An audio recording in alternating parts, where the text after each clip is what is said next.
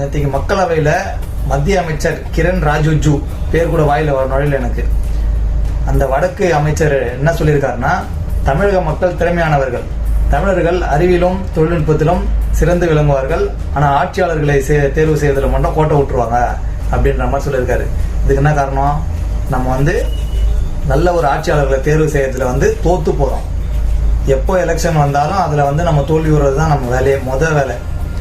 அது பிரச்சனை என்னன்னா, கரெக்டாக எலெக்ஷன் டைமில் நம்மளுக்கு திரைத்துறையிலேருந்து யாராவது ஒருத்தர் ஒரு பிரபலம் உள்ளே வந்துடுறாங்க. அப்படி உள்ளே வரும்போது தான் நம்மளுக்கு ப்ராப்ளமே. மக்கள் ஓரளவுக்கு விழிப்புணர்வு அடைஞ்சு ஒரு நல்ல தலைவரை தேர்ந்தெடுக்கிற மனநிலைமைக்கு மாறினாலும், ஆனால் இந்த மாதிரி டைமில் திரைத்துறையிலேருந்து யாராவது உள்ளே அந்த மக்களோட மனசை கொலாப்ஸ் பண்ணிடுறாங்க. அந்த மாதிரி கொலாப்ஸ் பண்ணுறது தான் பிரச்சனை ரொம்ப அதிகமாக இருக்குது. இந்த தடவை தமிழர்கள் குழப்பம் அடையாமல் தனக்கான தலைவரை கரெக்டாக சூஸ் பண்ணுவாங்கன்னு நான் நினைக்கிறேன். நீங்கள் என்ன நினைக்கிறீங்க? கமெண்ட்டில் சொல்லுங்கள்.